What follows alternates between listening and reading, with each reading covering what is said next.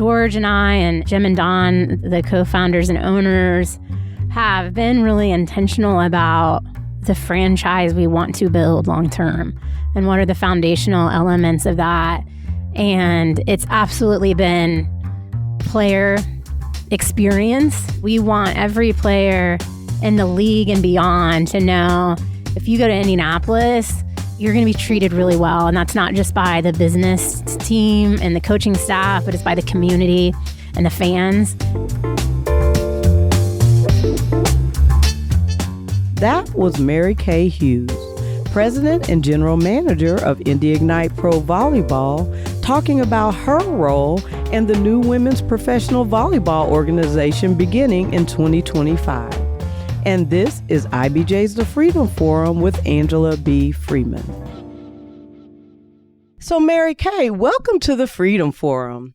As you know, 2024 has been an outstanding year for sports, culture, and entertainment events in Indianapolis. This year, I've been speaking with executives responsible for Indiana's major sports organizations, so I'm super excited to have this conversation with you to end our sports series in order to discuss a new professional sports team that's come to Indianapolis. However, before we get started, will you please tell our listeners a bit about you, your educational and professional background, and any other factors that have led to you becoming the president and general manager of Indy Ignite Pro Volleyball? First off, thank you so much for having me. It's a very exciting time for Indy Ignite, so excited for the opportunity to share more about it. I grew up in Lebanon, Indiana, so native Hoosier, and went to DePaul University. I was a 3-sport athlete in high school and played tennis at DePaul. So definitely grew up in and around sports. My dad was a high school basketball coach, 2 older brothers. I followed around wherever they went to every gym. So it's very much a part of growing up. But my professional background, I majored in computer science at DePaul and just really took a passion for the technology industry. I graduated high school in 98, so it was like the bubble and just a lot of exciting things going on, and was fortunate enough to be an Orr Fellow coming out of DePaul, which was the first Orr Fellow class. So entrepreneurial focus, and then I had a passion for the technology side. I met ExactTarget in that fellowship, and so that was my second job out of school. I got to join ExactTarget when it was $8 million in revenue, about 60 employees, and rode that wave for a long time. So with ExactTarget, I got the opportunity to move to London, help us open up our rest of world operations. And I was there for 3 years. And then I moved to San Francisco right around the time of the Salesforce acquisition. And then I stayed at Salesforce for another 7 years. My last 2 years at Salesforce, after having been gone for a decade, my family was here. A lot of my friends are here as well, and wanted to get to a place where I felt more connected to the community, and moved back to Indianapolis right before COVID. And my last role at Salesforce was the COO of the Marketing Cloud Business Unit, which was really exciting growth to see. When ExactTarget was acquired, it was about $250 million in revenue. That became what really is the Marketing Cloud today at Salesforce, which was over $2 billion in revenue when I left. So just had over almost a couple decades of experiencing high growth at scale at a really exciting time in the technology industry. And when I came back, and this was a real bridge to what I'm doing today in sports, is I partnered with High Alpha and started a company called Mandolin, which was in the music industry. And we started it in May of 2020, so in the height of COVID, and launched a concert live streaming platform. And we hosted over 1,000 concerts in the first 18 months and really helped artists get in front of fans and fans be able to experience live music. We did it in really unique ways. It wasn't the artist with the guitar on their couch on Instagram Live. It was, we opened up venues with no crowds, but still had the essence of the venue and that exciting engagement. And it also helped venues get some revenue as well. So I learned a lot about sports and entertainment, with music being a part of that. And that 3.5 years, our primary revenue streams were ticketing and sponsorships. It just happened to be for virtual events, not in-person events. And So that was a really interesting bridge, not purposeful, frankly, and not super linear. But after Mandolin, I was doing some consulting with some CEOs and really working independently with a number of different companies, and met the co-founders of Indy Ignite just through relationships. Actually, a friend of mine who's on the sports core board knew about Indy Ignite coming to town before it had been announced, and recommended to the founders that they connect with me just to explore what opportunities might exist. And frankly, it was one 3-hour breakfast that, I had no intentions of doing this, but just fell in love with the opportunity. I wasn't super familiar with the league. It was a brand new league that had been launched, but hadn't had a season yet. And then learned a lot about the founders of this particular team and franchise, which is Jim Schumacher and Don Hutchinson, and just huge passion for the sport. Jim as a parent, a volleyball dad, and Don as a player and coach and volleyball dad as well. And Indiana is just such a unique place for sports. And so I ended up really jumping in head first because it was this unique combination of furthering women's sports in a major way, which is a passion of mine and been a part of my own growth and foundation and character, but also this community and the ability to give back specifically in this community. But also, in order for this to be beyond any of us, it has to figure out the financial sustainability plan. And that's just starting businesses from scratch and building from the ground up has become a passion of mine, whether that's in a new venture within an existing company or in a new company entirely. I always say fortunately or unfortunately, I've become addicted to that. And they also were looking for somebody who had done that before, knew what it took to build something from scratch and really figure out how to make the financials work alongside building the brand and building a fan base and building a team. So I dove in head first in January of this year, and it's been a really exciting ride, and it's particularly exciting for it to all come to fruition on our opening night on January 11th. That's a fascinating story. And you've already touched on my next question, which is for those who are unfamiliar like I was. I mean, I literally just learned about this in the last month with Indy Ignite and the fact that they're coming to the city. I think you mentioned 2 of the people responsible for bringing the team to the city. But how has this new pro volleyball team, how long has it been in the works? And how was Indy chosen to be a host city for the team?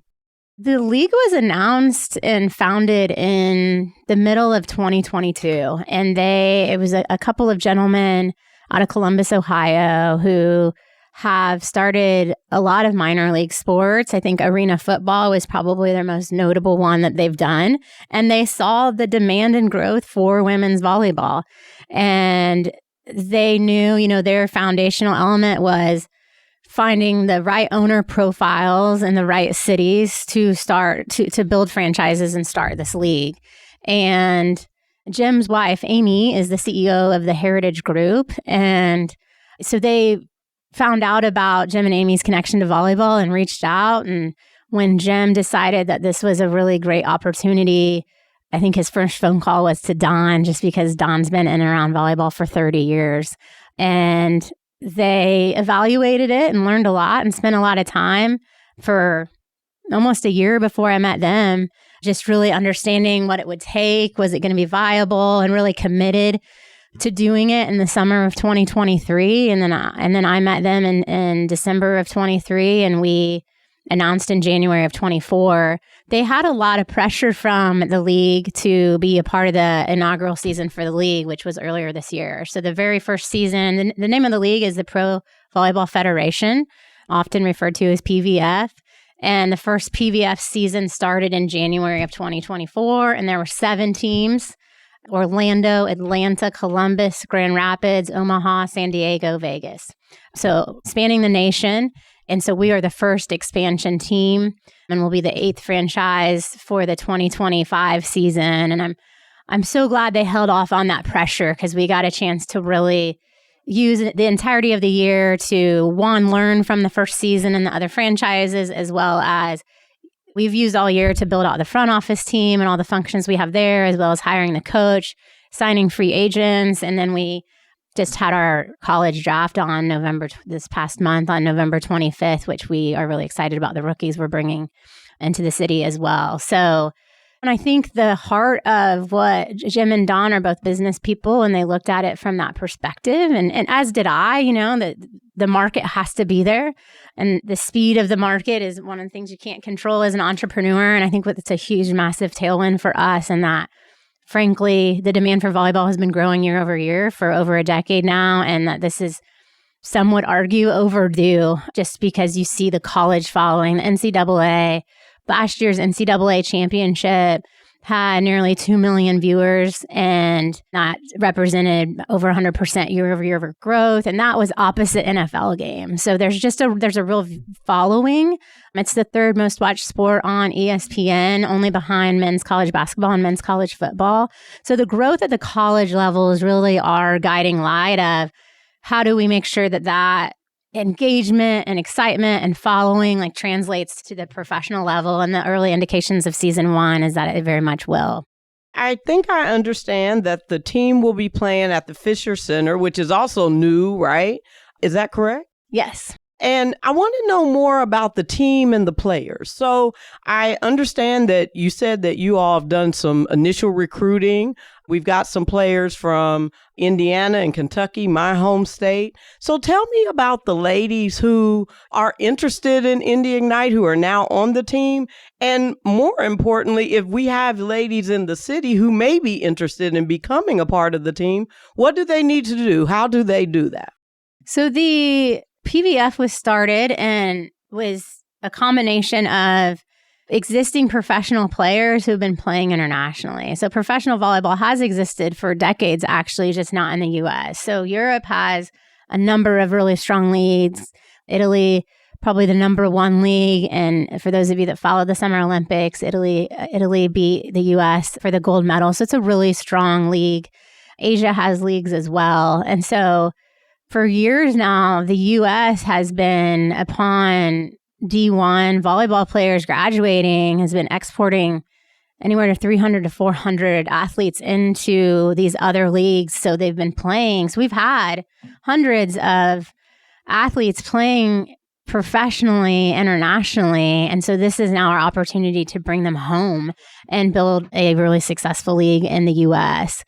And so when free agency began for us after the close of the 2024 season, so we could start talking to players on June 1st and we could start signing them on June 30th, everyone we were talking to had previous professional experience, be that internationally or they played in the first season of the PVF. And many of them have agents as well. Not all of them, but many of them do. So we also are talking to agents. So it really is further along than many would realize, as it mimics other professional sports and professional athletes' journeys. And so now we're not at the point where you declare for the draft like the WNBA or NBA, NFL.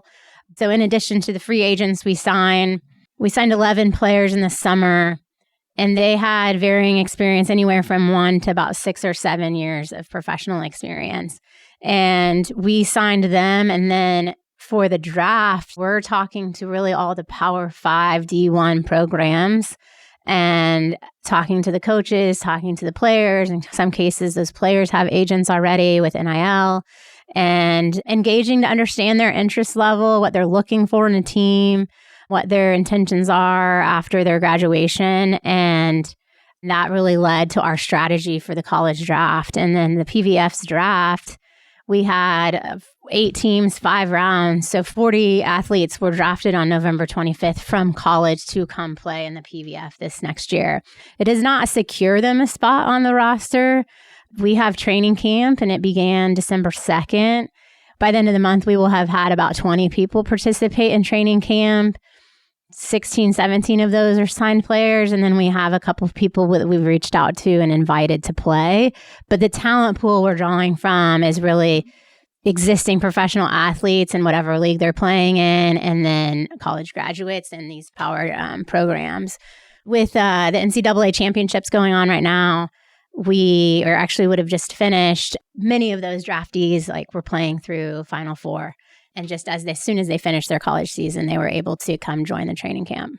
So it sounds like Indy is the only additional expansion team this year. So what does the growth look like? Are there other cities that are currently looking to potentially expand in 2026 or beyond? Surely. Yes, absolutely. So Dallas is committed for 26 already, and Texas is another big state for volleyball. And there are a dozen conversations going on with other markets. Jim Schumacher, who I mentioned is our co-founder, co-owner, also serves on the board of the league now. And one of his primary initiatives is that league expansion. The WNBA has 12 teams after a couple of decades. And then the NWSL is a league we look at a lot as comparison. It's surprising to me, I don't know how you feel, but as I've gotten into this, that the NWSL is already over 10 years old, but it's seen a ton of growth, and it's going to be at 16 teams by 2025 and has buy-ins at 100 million valuation. So it's really seen it's a great blueprint for us to follow to increase the number of franchises, continue to increase the brand and awareness, and ultimately the value as well for all the athletes and owners included. Well, I want to talk about your career progression, but before I do that, I just have to wonder how the excitement and enthusiasm around women's sports over the last year to two, and particularly here in Indiana with Caitlin Clark and the Fever and all the things that are happening, that has to be great tailwinds for you all to start this new volleyball program here and really capitalize on the interest of not just Hoosiers, but the country in women's sports and really supporting women's sports, and really there being such a light focused on women's sports and the disparity of women's sports, particularly women's pay, et cetera. So how has that affected how you all have thought about and planned for this new volleyball team? It's incredible. Like I said, I dove in January, and that was before the Fever were able to draft Caitlin Clark. We knew it was a potential, but definitely not for sure. So you use the word I use all the time. I mean, the tailwinds we have are tremendous. I'll start with even just Indiana. I alluded to this, but one of the reasons Jim and Don were so excited about bringing this franchise here was the strength of the sport for Indiana specifically. So outside the volleyball community, you might not know this, but within the volleyball community nationally, Indiana is regarded as one of the top 5 states for talent. And that's measured by who's coaching in Power 5 D1 programs. A lot of native Hoosiers are those who spent meaningful time in their career in Indiana or in Indiana schools. The number of players starting, the number of players on national titles. And so people that know volleyball, when they think about what are the talented states, it's Nebraska, Wisconsin, Texas, California, and Indiana is right there in the mix with all of them. So that was already a massive tailwind and reason why we felt like we could be, well, we want the league to be successful, but we have to, look at, can we have a successful franchise here in Indiana? So the history of volleyball, but then also the history of sports itself. We've been known for basketball and racing. We're now known for large sporting events. We have the first sports commission ever, and the Sports Corps has been an incredible partner.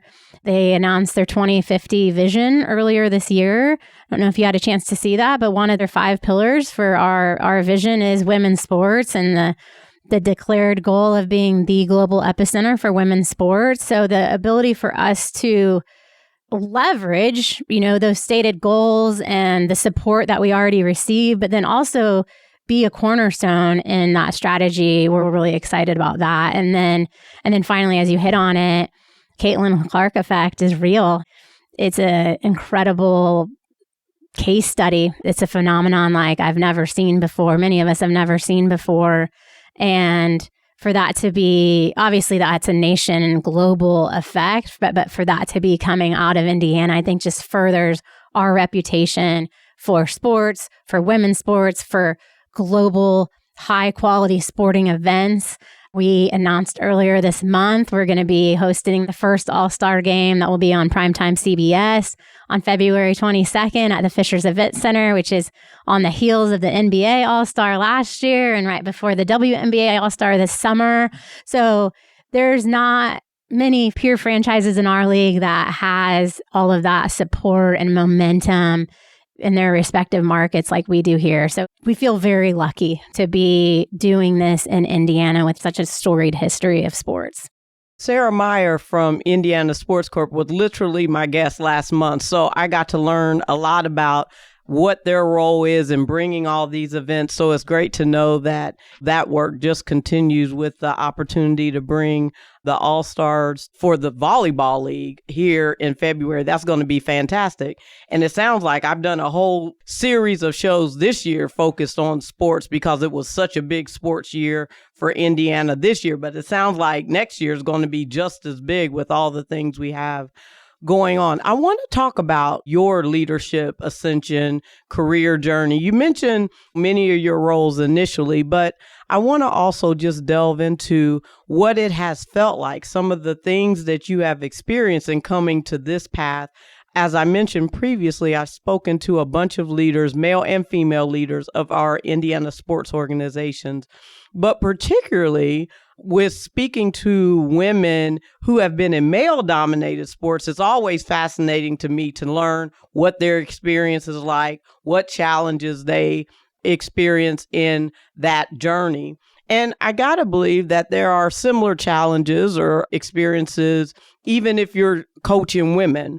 So I want to ask you about your career opportunities, some of the strengths that you think you bring to this team in particular. You mentioned your ability to have that focus on entrepreneurialism and being able to start a new organization and make it successful. And certainly that's got to be something that is a strength in doing what you're doing now. But also, what are some of the challenges that you may have experiences, if any, some of the biases, some of the barriers that you've experienced in being a woman, even with respect to coaching women's sports? At the end of the day, sports seem to be still very male dominated generally, even if you're dealing with women's sports. So how do you navigate that? And what strengths do you bring to the leadership, to this team, and the business acumen that you bring that really helps you navigate and what you expect will make you and this team successful as you all get started in 2025?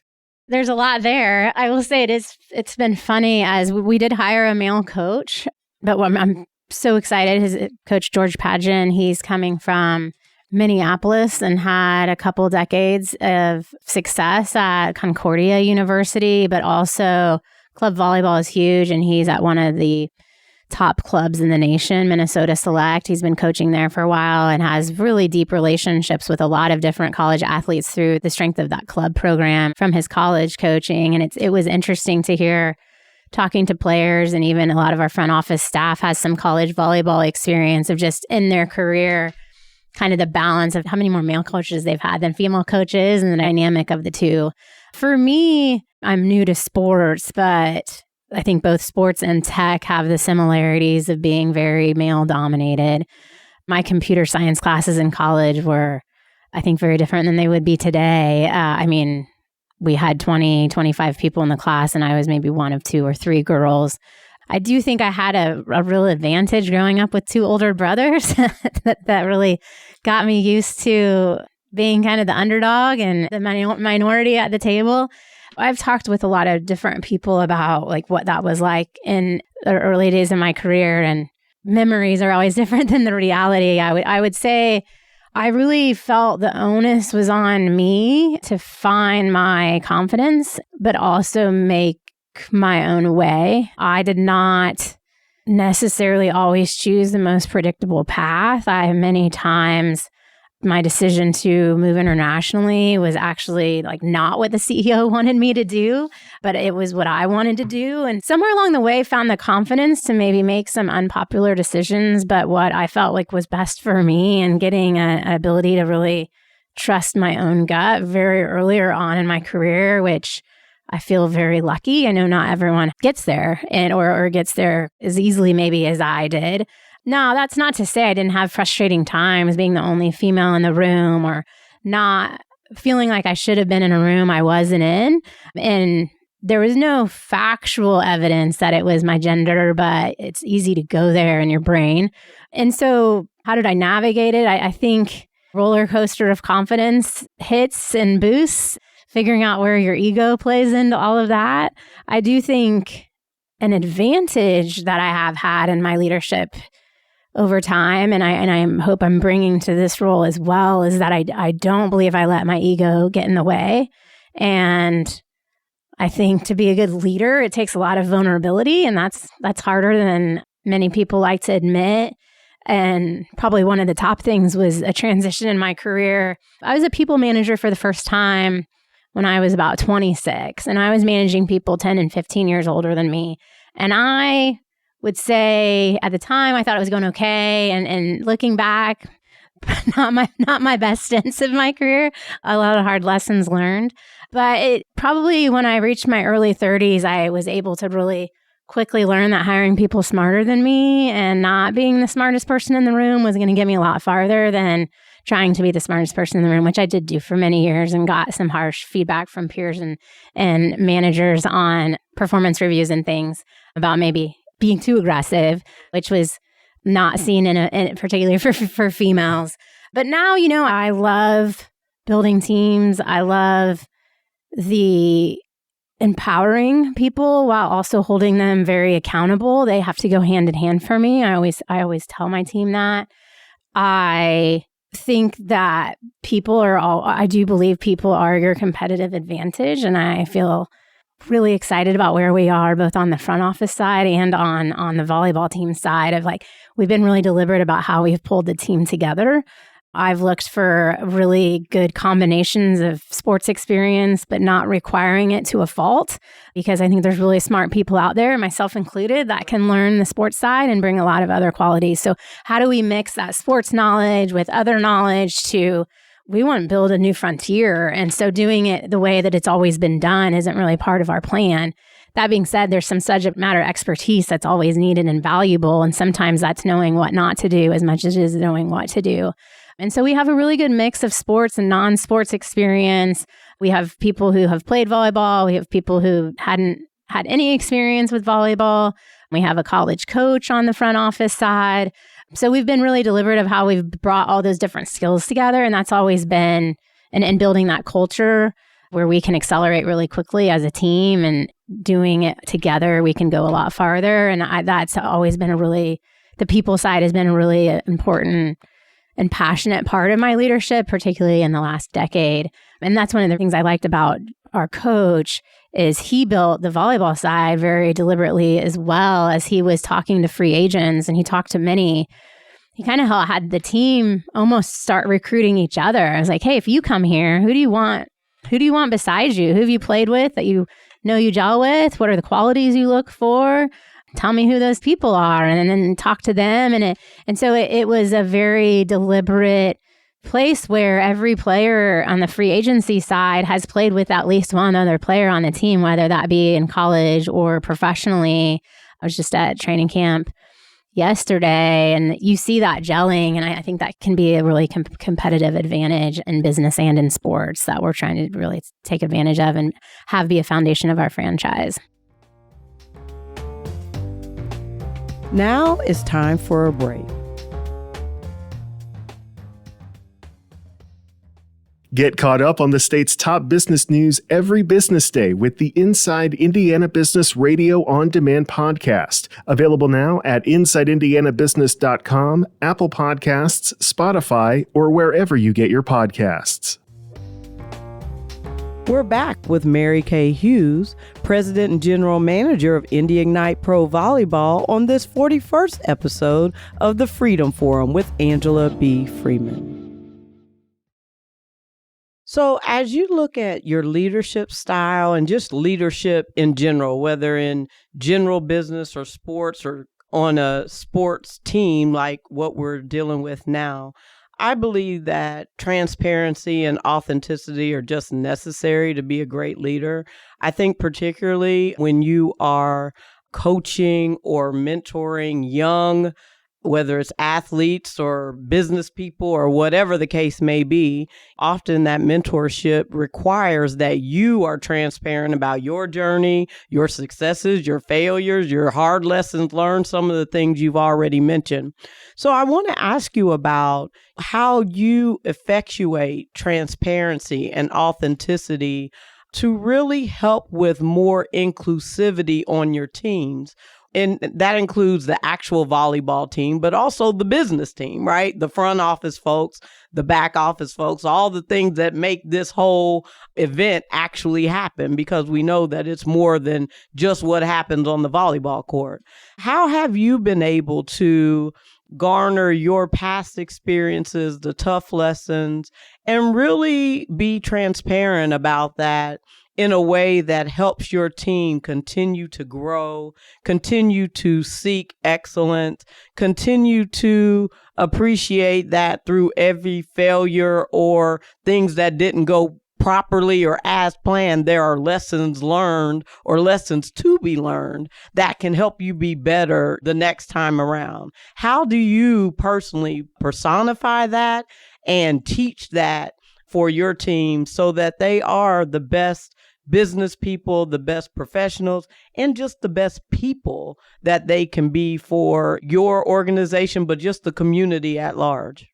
Transparency is something I've been very passionate about as well. I think for people to do their best work and grow a lot, understanding the full context of what we're doing, why we're doing it, is really important, especially when sometimes you're making decisions that maybe doesn't have full consensus across the organization. Explaining the why at least helps people understand the direction and reasoning, even if they don't agree with it. And then additionally, just understanding the full context of the business, especially in startups, especially in fast-growing organizations where things are moving so quickly. If people lose their context and they have this one-track mind on a task, they can go about that very differently without the full context. So when I think about transparency, I think it very much in line with context of like, there's never been a team I've led or a business unit I've built where I haven't shared everything I can possibly share about what we're doing, why we're doing it. And if people aren't curious about that and excited to learn about that, and they're probably not like the best fit for my organization. I look for that sheer curiosity and passion for the bigger picture and not just how do I be best at my job to get the next promotion. I think that we're always on a mission that's much bigger than ourselves, and that has to be kind of a culture fit there. But I mentioned vulnerability before. I mean, I am extremely direct with people, and sometimes that's been intimidating, and I've gotten that feedback, but most of the time I think people end up appreciating the efficiency of it and frankly the kindness of it. And even if it's hard to hear, everybody knows where they stand. And I think the vulnerability piece is important about the failing fast that you mentioned. Again, because of the environments that I'm attracted toward is always very entrepreneurial, very gray, very fast moving. You have to get super comfortable at failing because that's like the only way you move forward. It's the only way you learn. And that's what I try to encourage with my teams is as long as they know why they're doing it and then they know quickly if it worked or not and they know how to pivot quickly, then that's all success to me. And that's all valuable learnings. Learning what didn't work is as helpful as learning what does, particularly in a startup. But everybody has to have vulnerability to get comfortable in a space where you're, comfortable in failing and knowing what that looks like. But I think that's a key, in addition to kind of the people element I talked about before. Having a culture where you can fail fast and you're really agile and you pivot quickly and you're not scared to try a ton of different things. I think those are the most successful teams I've been on that really embody that. Talking about your day-to-day, I've told almost every sports executive that I've spoken with this year, I have no idea what it takes to do your job on a day-to-day level, be able to run a sports organization, be able to put it all together such that it is a successful event. And that's what I've appreciated now, that sports aren't just the game. They're an event. There's a whole lot of things that go into making a volleyball game or a basketball game the event that many of our leaders want it to truly be. And so as you've started, you said you started in January of this year in this new role, new organization, new team, everything new. New league, new venue. Everything. All the things are new. What have you appreciated in this year have been some successes that you would count? And looking long term, when you're now on the very front end of this brand new everything, in 5 to 10 to 15 years, what would you want your legacy to be? What would you want people to say about what your role was in this organization if and when it's successful in another decade or 2 decades? What's that look like for you? I know that's looking long term on something that's brand new, but I'd like to hear that. First of all, yeah, it's the day to day. There's no day that's the same. And I learn something new every day that I didn't know I needed to do or we needed to collectively do. So it's a constant learning process, but I do really love that. As I look on the last 11, 12 months, I really love our volleyball community. They've been huge advocates for us, and that's middle school and high school programs, that's the club programs, that's local college programs. The volleyball community, until you see it up close in person, there's really nothing like it. And I grew up with my dad as a high school basketball coach in Indiana in the 80s, and that's a pretty special, unique time as well. But there's something really, really special and unique about this volleyball community. And I am so excited to have the rest of the sports world and beyond in Indiana really join that movement. So I'm proud of the brand we've built and the fan engagement we've already had before we've even hit the court. I'm proud we partnered with the Fever and we turned Bicentennial Plaza into a volleyball court before the first game coming back after the Olympics.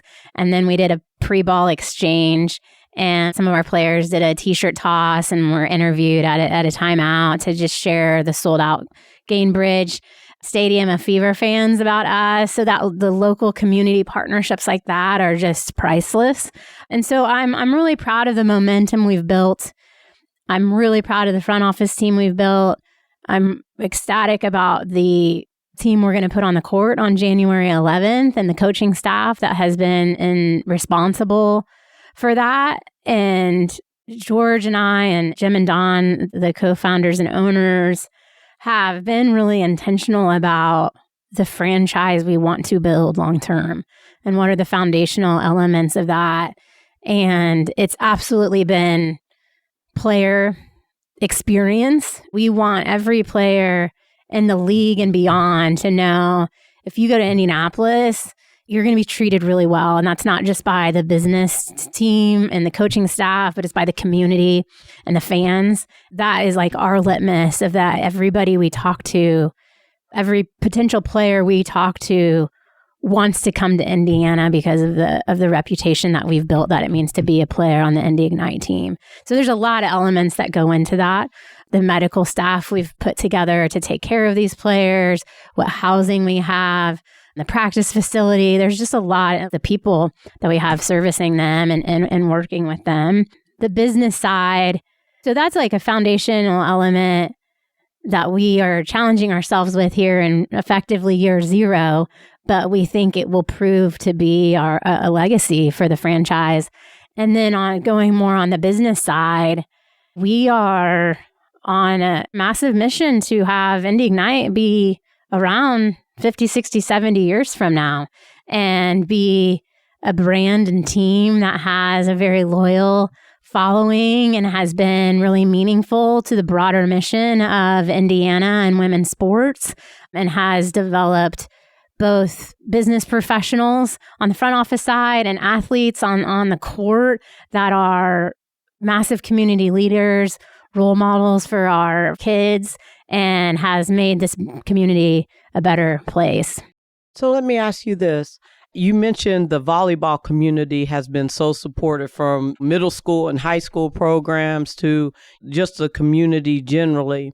How do you think having now a professional women's pro volleyball team in Indianapolis will have a reverse effect on some of those programs? In other words, do you expect, as I expect, with the advent of the Fever and Caitlin Clark and just the blow up that's had, you've got to believe that also begins to perpetuate more women's basketball programs in the state and beyond.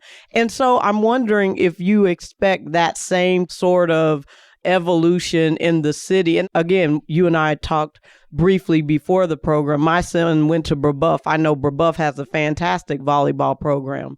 I know one of my really close girlfriends has a daughter who did club volleyball, and I didn't appreciate until talking with her how serious club volleyball is. I'm an AAU basketball mom. Like, I know that hustle I didn't appreciate, but she traveled and they went all kind of places for volleyball. So my point is simply, do you expect that there may be more volleyball programs or more support, more funding, more exposure for the local middle school and high school programs now that there is this pro volleyball team sitting in our city? I do. I mean, we are coming off of a lot of momentum already, as I mentioned. I mean, volleyball took over basketball as the top female team sport in high school about 3 years ago in Indiana. We have just under 10,000 girls playing high school volleyball across the state. And just here in central Indiana, there's about 4,500 girls playing club volleyball. So the high school season is August to October, and then they're in the club gym starting in November all the way through July. So it is you mentioned AAU basketball. I grew up with AAU basketball. It is that and then some for women's volleyball today. So I think that will continue to grow on a trend that has already began. The sport itself is it's really fun. It's approachable to watch. If you don't know the rules, it's pretty easy to pick up. There's some element about it being non-contact, I think, that showcases the athleticism and the dynamicness of the athletes themselves. Like, with the first time you see this team in the event center, I just can't wait for people to see it, because, I mean, how high they jump, how hard they hit the ball. I mean, these athletes are beasts, and they're just really, really fun to watch. So it's easy to become addicted. We have an amazing game day product that we're excited, game day experience product that we're excited, but not, I mean, number one, like, there's just incredible product on the court to watch, for the biggest, deepest, most knowledgeable volleyball fan to the most casual fan that just enjoys being entertained and seeing really talented athletes. And I'm excited for that latter group to grow a lot. So I think that, as Indiana has been known for basketball and racing for a long time, what I believe will happen here in the coming years is that Indiana will be known for volleyball, not just in the volleyball community, but in the broader community at large. That they will see what an incredible sport this is, how Indy Ignite is faring, how our talent is performing at the college level, how high school talent is going in all the top Big Ten programs, top SEC programs. And so it will be, I believe the trend is kind of already established for the participation at the middle school and high school level. The trend I'm really looking to see the advent of Indy Ignite have the biggest impact on is the fan following and the knowledge of the sport and the excitement of the sport, and that our players become household names, just like Fever players are household names today. So you mentioned that the season starts January 11th and that you're hosting the championship in February. So as we, begin to wrap up and look at how the community can support Indy Ignite, how we can become more involved, how aspirational players can become more involved. But more, I know, in speaking with Sarah and just so many of the community leaders and sports leaders I've spoken with this year, one of the things that makes this community so vivacious for sports is that the community gets completely involved. And no matter what sport it is, there is a fan following that is deep and wide and continues to grow and broaden year over year. So as you all start off, certainly we need people in the seats and we need fans to come out and support. But what else can the community do to support you all, to make sure that this is a success, that Indy does become to gain that reputation for not just basketball and racing, but also volleyball? How can the community support you all? You mentioned it's not just showing up in the stands, but right now that is number one far and away. The Fishers Event Center will hold just over 7,000 for a volleyball match, and we want that January 11th night sold out. We want every night sold out. We have 14 home games. 2 are in January. So opening night's January 11th, and then the following Thursday, January 16th. And then we will have 5 home games in February. So the first half of our home season is in those first 2 months. And the other part of getting, like, if you are coming, don't just you show up. You bring your friends from work, your friends from your own weekly sport league, from your bridge club, whatever it is. Like, spread that word, spread the fire, because I truly believe once you come to one game, you're going to want to come back. So filling those stands, not just throughout the season, but in these first few games, they're history-making nights. I mean, January 11th is the first ever and only opening night for this franchise. So it's going to be a really special moment, and to have everyone come out for that. We will be broadcasting it on WRTV as well. We have a partnership with them that's very exciting. And it's like spreading that word, spreading the enthusiasm. It's an education, right? That advocacy. It's not just come to a game. It's really understanding who these athletes are. I mean, we didn't hit on specifics, but a couple of our free agents, Sydney Hilly played at University of Wisconsin, was Big Ten Setter of the Year 2 years in a row. She played in the PVF last year and was the MVP of the playoffs and on the championship winning team. She's our setter. So she's a world-class athlete. This will be her 5th year of professional experience. We have Lekator Member-Mena, who is coming. She played at Pitt, which is always a top program. She played at the Atlanta Vibe team last year.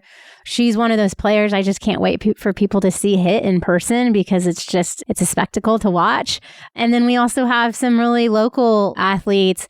Kylie Murr played at Yorktown and Munciana. She was a 2-time state championship, and then she played in the Big Ten at both Minnesota and Ohio State. She's a libero coming home. She played in Vegas professionally last year. We have 3 different Purdue grads on the team, Grace Cleveland being one. She just got married, so she has a married name now, but she's 6'3", opposite hitter, had an incredible career at Purdue. She's from Illinois, but a Midwesterner that went to Purdue and has stayed in Indianapolis and is so excited to be here and play for the Ignite. So we just it's like, get to know the players, get to know the team, get to know the sport, do that from the stands, but also, follow us on socials. There's a lot of local media that is going to or has now covered us here in this month leading up to the opening night. So it is number one, buy the ticket. That's the number one way to support us for sure, but join the movement, more importantly. I'm so excited about this. This is going to be phenomenal for the city. For those of us who didn't appreciate that this league had already started and that now Indiana has a role in the league. I was a person who saw volleyball once every 4 years at the Olympics. I didn't know that there were more opportunities to see professional volleyball. So the opportunity that this is now in our city, we can go out and see it in person, see these athletes really do their thing on the court. I'm super excited about that. And I know the city will come out and support as well. So as we wrap up, I just want to ask you, from the vantage point of recruiting players to Indiana, right? I mean, we've got to recruit players here. We've got to find people who want to come here and be here. And particularly as women, potentially start families here and lay roots here. What are some of the greatest advances that you've seen Indiana companies making with respect to being more inclusive, with respect to women or diverse women or whatever the case may be, such that you and so many of our other sports teams are really able and successful to recruit players here? And I'll say again, but particularly women, because we know women are going to be real selective on where they come, where they spend time. And again, most often when you're talking about young women, they're going to be looking at the long term, and is this someplace that I could stay for a while? So how has Indiana, from your vantage point, been doing from an inclusion perspective to make clear to the people you are talking to when you're going out and recruiting that this is a place that you can come and not just be successful on the court, but be successful in life? Having had my career primarily in tech, that's like an angle I'm the most familiar with, and that I do believe we're creating workforces more geared to Gen Z, and I think that generation is forcing corporations to step up, because what potential hires look for in an organization is different than even 5-7 years ago. So the flexibility, the diversity. My advice is for corporations here to not get fixated. We have very fixed industries here, and not get fixated on the hard subject matter skills required for the job, and more like who are the right leaders who can drive growth and change and be innovative in their thinking. Those qualities don't show up on a resume very well. So it's harder to go find those people, but it's worth it in spades. So I hope we continue to do that. I know I've been trying to do that in my own parts of the world. I serve on the Girls Inc. board. We talk about sitting around the table with a lot of local leaders, what each organization's doing respectively. The other side, though, I was gone from Indianapolis for a decade. And when I came back, it was a very different downtown. It was a very different community. And I think COVID, we took a step back in that, just like all cities did. But when I look at the community through the lens of these players who are average age is mid-20s, supporting our local businesses and helping make sure our locally owned restaurants and bars and entertainment facilities are getting supported so that we can continue to not just be a great place to work, but be a great place to live. I think the more we've made a lot of, with the Fountain Square area booming, the Mass Ave area booming, the northern suburbs creating their own little downtowns, that there's a lot of growth that's happened on that front. There can always be more, just like there can always be more growth on what corporations themselves are doing from a hiring and culture and diversity perspective. But I think we're trending in the right direction, but there's always a lot more work to do. Thank you for that, Mary Kay. And I am super excited about what's going to happen in January. I hopefully, outside of my son playing, I'll be there to support, and I am encouraging our audience to do the same. I mean, the only way this new league is going to survive and thrive is if we as the community come out and support it. So thank you so much for spending some time here to share with us about this new league, about Indy Ignite. We're super excited. Great to have you here. And thanks for coming to the Freedom Forum. Thank you for having me. I enjoyed it. Thank you again to Mary Kay Huse, and thanks to you for joining us on this 41st episode of IBJ's The Freedom Forum with Angela B. Freeman. Please come back next month for another conversation about diversity, equity, and inclusion in the Central Indiana business community.